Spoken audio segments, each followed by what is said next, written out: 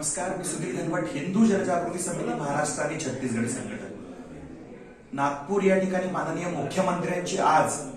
आम्ही हलाल सर्टिफिकेशन वरती बंदी घालावी, हलाल उत्पादनांवरती जसं उत्तर प्रदेश सरकारनं बंदी घातलेली आहे त्याप्रमाणे बंदी घालावी या मागणीसाठी माननीय आमदार मनीषाताई कायंदे असतील, माननीय आमदार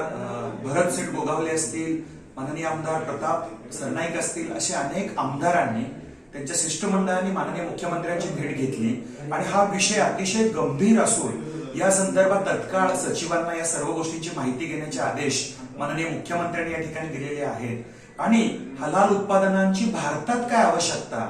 या प्रकारच्या गोष्टींसंदर्भात गांभीर्याने विचार व्हायला पाहिजे असं आश्वासन त्यांनी दिलं आणि हा विषय अधिवेशनामध्ये निश्चितपणे येईल आणि हलाल उत्पादनांवरती महाराष्ट्रामध्ये सुद्धा उत्तर प्रदेशप्रमाणे बंदी घातली जाईल, आम्हाला अशी आशा या ठिकाणी आहे। आज या हलाल उत्पादनाच्या दृष्टिकोनातून जर बघितलं तर आज भारतात अशा प्रकारची उत्पादनं विकणाऱ्या अनेक कंपन्या, जमियत उलेमा हिंद,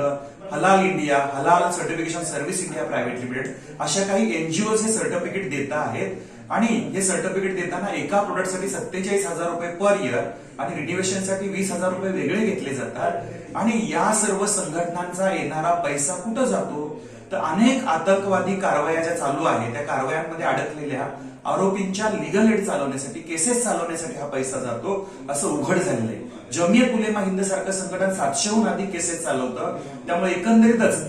देशाच्या सुरक्षेचा प्रश्न आहे आणि देशाच्या अर्थव्यवस्थेची एक समांतर अर्थव्यवस्था निर्माण केली जाते आहे, म्हणून अशा हलाल उत्पादनांवरती बंदी घालण्यात यावी अशी मागणी हिंदू जनजागृती समितीच्या वतीने एका शिष्टमंडळाने माननीय मुख्यमंत्र्यांना आज केली आणि हा विषय माननीय मनीषाताई कायंदे आहेत त्यांनी लावून धरलेला आहे आणि हा विषय तो विधानसभेमध्ये उपस्थित करणार।